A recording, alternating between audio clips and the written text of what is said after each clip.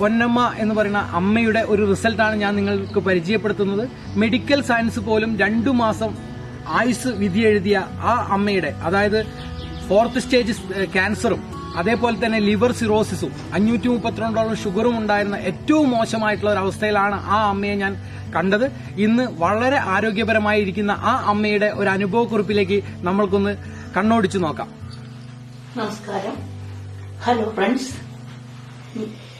എന്റെ പേര് പൊന്നമ്മ, 66 വയസ്സ്. ഞാൻ മലപ്പുറം ജില്ലയിൽ കരളായി ചെറുപുഴ എന്ന സ്ഥലത്താണ് താമസിക്കുന്നത്. 3 വർഷങ്ങൾക്ക് മുമ്പ് എനിക്ക് ശരീരത്തിന് ശാരീരികമായി വളരെയധികം പ്രയാസമുണ്ടായിരുന്നു. അവസാനം ബ്ലഡ് പോയി തുടങ്ങിയപ്പോഴാണ് പോയി നോക്കിയത്. അപ്പോൾ എനിക്ക് ക്യാൻസർ 4ാമത്തെ സ്റ്റേജ് എത്തിയിരുന്നു. അത് കോളൻ ക്യാൻസർ ആയിരുന്നു.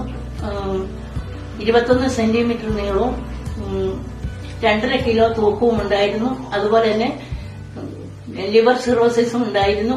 കോഴിക്കോട് കോഓപ്പറേറ്റീവ് ഹോസ്പിറ്റലാണ് ഓപ്പറേഷൻ ചെയ്ത്. ഡോക്ടർമാർ 2 മാസം പോലും എനിക്ക് വിധി പറഞ്ഞിട്ടില്ല.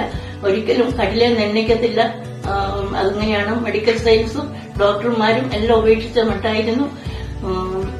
പിന്നെ എന്റെ പുക്കിളിന്റെ മേള് മുതൽ ആടി വരെ അത്രയും കീറേണ്ടി വന്നു.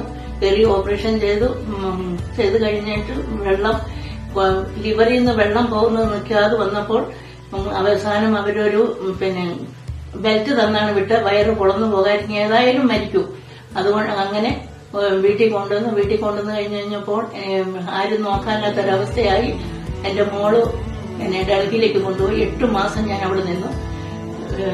ഫെബ്രുവരി മാസം 12-ാം തീയതിയാണ് ഞാൻ ഡൽഹിക്ക് പോയത്. ഒക്ടോബർ മാസം 12-ാം തീയതി അവിടുന്ന് തിരിച്ചു വന്നു. അതിനു മുമ്പ് തന്നെ പോരുമായിരുന്നു.